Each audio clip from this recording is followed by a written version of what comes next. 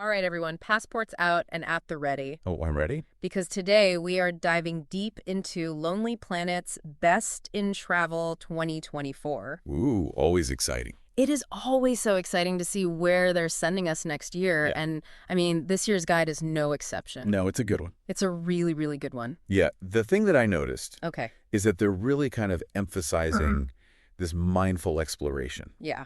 It's not about just like Instagram, checking the box, getting the shot, going to the next place. Right. It's It's about really slowing down, I think. slowing down, being present, Yeah. immersing yourself in the destination. And really connecting with the place. Yeah. Absolutely. On a deeper level. Yeah. So where are they sending us? Well, let's see. They've got some really, really fascinating destinations. Yeah. Let's start with Japan. Okay. Love it. Yeah. But we're not talking about, like, the neon lights of Tokyo. We are not talking about the hustle and bustle of Tokyo this time. Right. We're going a little bit more off the beaten path to a place called Naoshima, Okay. which they're calling the Art Island. The Arp Island. It's right? basically this island that's been transformed into this incredible open-air art gallery. Wow. You've got contemporary art installations, sculptures, world-class museums. Amazing. Yeah, if you're a modern art lover, Oh, my God.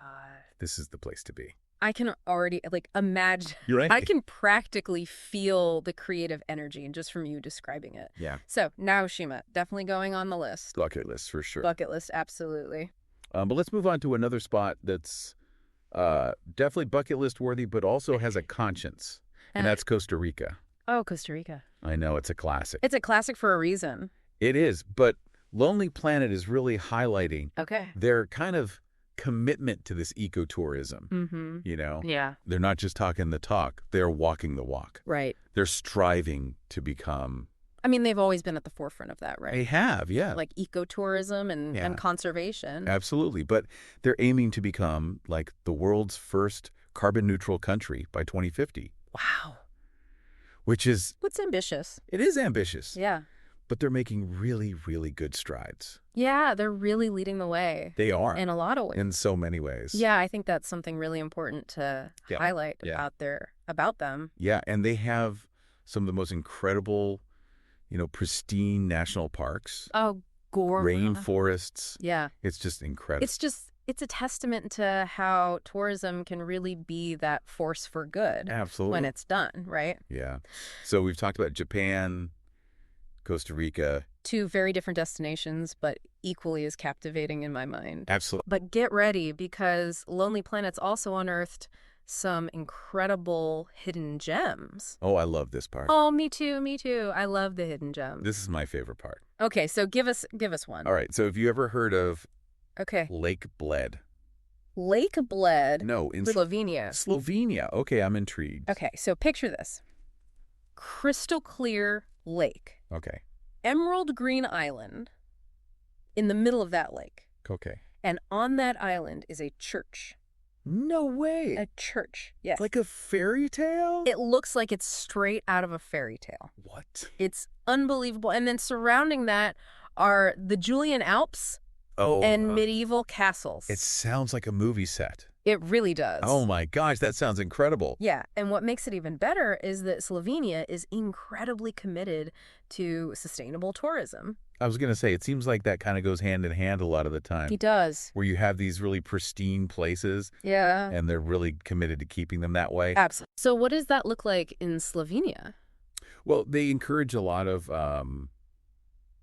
exploration by foot, by bike. Oh, nice. You can even kayak on the lake. Oh, fun. So it's all about, minimizing your footprint while really immersing yourself in this incredible landscape. Yeah, so you really get to experience it in a Definitely. way that's not going to, like, negatively impact it. Exactly. I love that. Yeah. It's really cool to see how each of these places kind of has its own approach to sustainable tourism. Yeah, absolutely. Speaking of really fascinating approaches, Yeah? Lonely Planet's also taking us to Bhutan, Oh, Bhutan. Yeah. which I'm fascinated by. Such a cool spot. Because their whole thing is gross national happiness, right? Yes, exactly. They measure their success Mhm. not just by, like, economic stuff. Right. It's about the well-being of their people. Holistic. It is holistic. Yeah. So they're taking into account, like, spiritual, physical, mental. social, environmental, all of it, to determine like how well they're doing as a country. Exactly. That's so cool. It's a really fascinating concept. It is. To kind of shift that perspective away from like purely material wealth and focus on the well-being of the people and the planet. I mean, it makes so much sense. It does. You know, I feel like oftentimes we get so caught up in the numbers. the bottom line. And it's a GDP. And not actually like, are people happy? Exactly. Yeah. Are they thriving? Are they thriving? Yeah. That's so cool that Bhutan is really like putting that at the forefront. It's leading by example. They are. Yeah. So it's clearly not just about where we wander, but how we wander. Very true. So what are some of the insights that Lonely Planet gives us on how to be more responsible explorers? Well, one of the things they emphasize is really supporting those local communities. Yeah. So instead of like, staying at those big international hotel chains. Imagine checking in to a locally owned guest house. Oh, I love that. Right. Getting that local experience. It's all about making those connections with the people who live there. Yeah. And then, dining at family-run restaurants, buying souvenirs directly from artisans. Yes. All of that. It's about like making sure that your money is actually going back. Yeah. Back into the local economy. Yeah. That's awesome. What else? Another thing they're really big on is like eco-friendly transportation. Okay. Yeah. So like, ditch the car whenever possible. Oh, okay. Hop on a bike. Imagine yourself cycling through the rice paddies in Vietnam. Oh, wow. Or trekking through the cloud forests of Ecuador.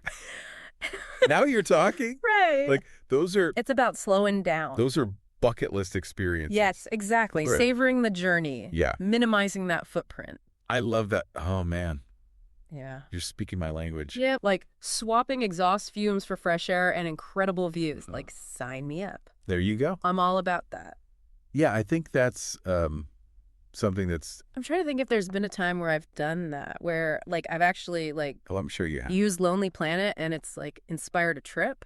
Yeah. Have you had any like travel experiences where... Yeah, so there was this one time Okay. I was looking through, this has been like, I don't know, a couple of years ago now. Okay. And there was this picture of this like tiny village in the Scottish Highlands. Oh, wow. And it was like this little stone cottage and like sheep in the background. And it just looked so serene. How funny. I have a very similar story. Very true. Oh, tell me. I was looking through their Southeast Asia edition years ago. Okay. And there was this photo of Angkor Wat in Cambodia. Oh, wow. And it was sunrise over the temples, and it was just like... I can only imagine. It was breathtaking. Yeah. The light. I was like, I have to see this. And did you? I did. Oh, tell me everything. It was even more awe-inspiring in person. Just the sheer scale of the complex. Yeah. The intricate carvings, the stories, like etched into the stone, Yeah. It was incredible. I can only imagine like that feeling of And like powerful. standing there, It is. It's like stepping back in time. Wow. So cool. Yeah, it's amazing how... That's the thing about travel though, right? Yeah. It's like it really is about... transformative. It's not just about like ticking things off a list. No. It's about those moments that take your breath away. Yeah. Whether it's... Yeah, and stay with you. Yeah. Like long after you've come home. Exactly. Yeah. It's about like those moments that kind of change your perspective a little bit. So whether it's, the contemporary art of Naoshima or the eco-adventures of Costa Rica, the fairy tale landscapes of Slovenia, or the spiritual depth of Bhutan. All of it. Like this year's Best in Travel Guide really shows us that the world is just like brimming It is. with these extraordinary experiences. Yeah, and I think it also highlights that, we have this responsibility to approach these experiences with respect, with mindfulness. For sure. To make sure that our travels are benefiting us, but also benefiting the destinations. Absolutely. So it's a two-way street. Well said. I like that. So as we kind of wrap up our deep dive here into Lonely Planet's picks, what would your parting advice be? Oh, that's a good one. For our listeners who are like, feeling that travel bug and they're ready to pack their bags and go. I would say, don't just follow the crowds. Okay. Like really dig a little deeper. when you're choosing your next adventure. Let your curiosity guide you. I love that. You know? It's so important. Seek out those destinations, those experiences that really resonate with, like, your interests and your values. It's about crafting a journey that's truly your own. Exactly. And just what you see. What you see on Instagram. Exactly, yeah. Yeah, what you see everybody else doing. And then once you get there, you know, embrace those, like, unexpected detours. Oh, always. Because that's like where the magic happens, right? Exactly. Those are the moments that you're going to remember. Yeah. Those unplanned things, you know, stumbling upon a hidden cafe. Yes. Or, like, you know, having a conversation with a local who shares their story. The best. Those are the moments, you know? The best. And also remember, travel's not a competition. It's not.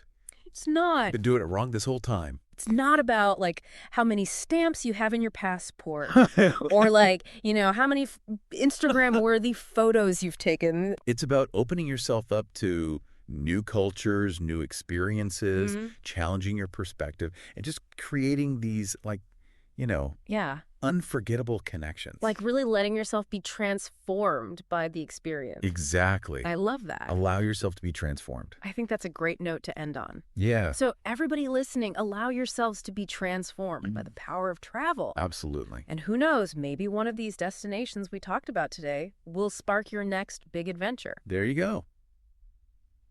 And if it does, we want to hear all about it. Yeah, let us know. Tell us everything. Until then, happy travels, everyone.